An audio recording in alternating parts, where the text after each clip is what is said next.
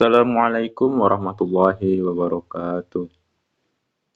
Perkenalkan, saya Abid Najiro Pirel, mahasiswa Institut Agama Islam Negeri Curug. Di sini, saya akan membahas tentang psikologi perkembangan anak. Yang pertama yaitu karakteristik perkembangan anak di usia dini.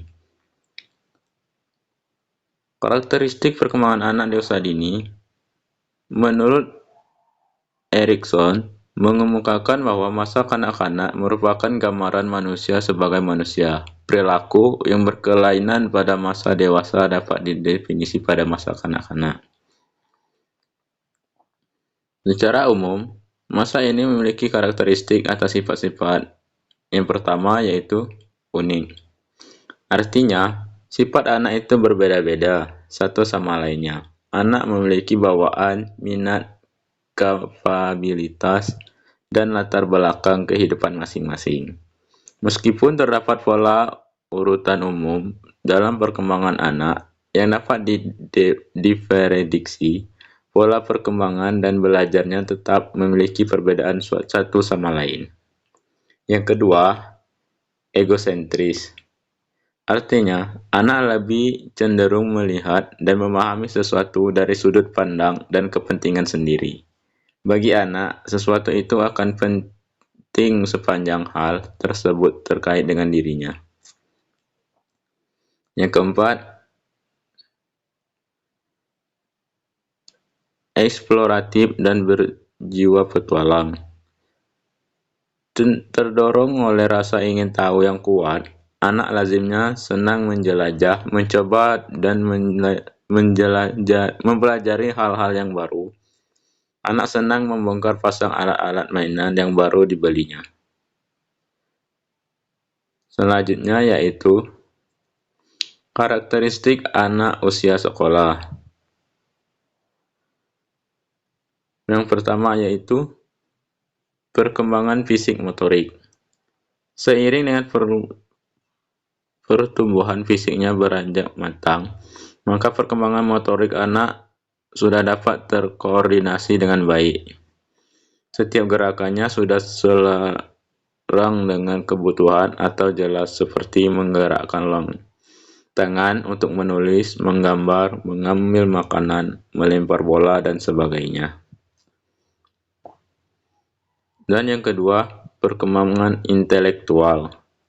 Pada usia sekolah dasar, anak sudah dapat mereaksi rangsangan intelektual atau melaksanakan tugas-tugas belajar yang menuntut kemampuan intelektual atau kemampuan kognitif, seperti membaca, menulis, dan menghitung. Dan yang ketiga, perkembangan bahasa. Bahasa adalah sarana berkomunikasi dengan orang lain. Dalam pengertian ini, tercakup semua cara untuk berkomunikasi, di mana pikiran dan perasaan dinyatakan dalam bentuk lisan, tulisan, isyarat, atau gerak dengan menggunakan kata-kata, simbol, lambing, gambar, atau lukisan. Melalui bahasa, setiap manusia dapat mengenal dirinya, sesamanya, alam sekitar, ilmu pengetahuan, dan nilai-nilai moral atau agama. Yang keempat, perkembangan emosi. Pada usia sekolah, khususnya di kelas-kelas tinggi, kelas 4, 5, dan 6, anak mulai menyadari bahwa pengungkapan emosi secara kasar tidaklah diterima atau tidak disenangi oleh orang lain. Oleh karena itu, dia mulai belajar untuk mengendalikan dan mengontrol ekspresi emosinya. Kemampuan kontrol emosi diperoleh melalui peniruan dan latihan atau pembiasaan. Dan untuk selanjutnya yaitu karakteristik pengembangan remaja. Yang pertama, biologis, seperti mulai matangnya diri anak-anak. Yang kedua, kognis, yaitu kemampuan untuk memikir konsep-konsep yang abstrak seperti persaudaraan, demokrasi, dan moral.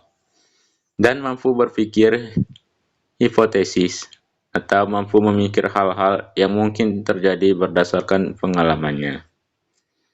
Yang ketiga, sosial, yaitu perubahan dalam status sosial yang memungkinkan remaja, khususnya remaja akhir, masuk ke peran-peran atau aktivitas-aktivitas baru, seperti bekerja atau menikah.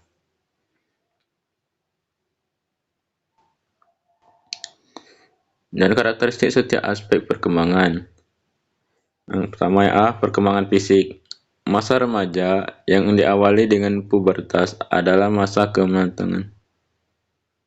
Untuk selanjutnya yaitu teori tentang perkembangan peserta didik. Ada 5 teori tentang perkembangan peserta didik. Yang pertama yaitu teori psikodinamika, kedua teori behaviorisme, ketiga belajar sosial, dan keempat teori kognitif, dan yang kelima teori humanistik. Dan selanjutnya yaitu perbedaan perkembangan individual peserta didik.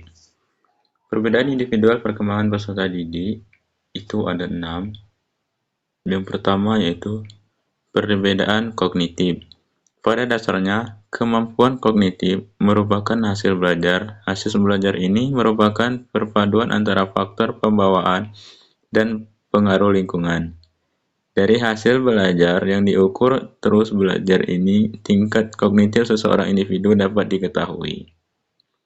Yang kedua, perbedaan dalam kecakapan bahasa. Bahasa merupakan salah satu kemampuan yang sangat penting dalam kehidupan manusia, yaitu untuk menyatakan pikiran dan perasaannya dalam bentuk ungkapan, kata, dan kalimat yang bermakna dan sinematis. Kemampuan berbahasa ini berbeda antara satu individu dan individu lainnya, serta sangat dipengaruhi oleh faktor kecerdasan dan faktor lingkungan.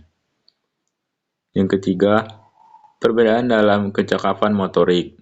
Kecakapan motorik atau kemampuan psikomotorik merupakan kemampuan untuk melakukan koordinasi kerja syaraf motorik yang dilakukan oleh syaraf pusat untuk melakukan berbagai kegiatan. Dan yang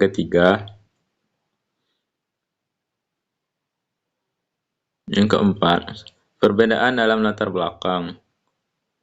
Latar belakang keluarga, baik dilihat dari segi sosial, ekonomi, maupun sosial kultural adalah berbeda-beda. Demikian pula lingkungan sekitarnya, baik lingkungan sosial budaya maupun lingkungan fisik akan memberikan pengaruh yang berbeda-beda. Perbedaan latar belakang dan pengalaman dapat melancarkan atau menghambat kemampuan atau prestasi seseorang. Dan selanjutnya yaitu perbedaan bakat. Bakat adalah kemampuan khusus yang dibawa atau dimiliki seseorang sejak lahir. Kemampuan tersebut akan berkembang secara baik apabila mendapatkan rangsangan dan latihan secara tepat. Sebaliknya, bakat tersebut tidak akan berkembang jika lingkungan tidak memberikan kesempatan, dalam arti tidak ada rangsangan dan latihan yang baik.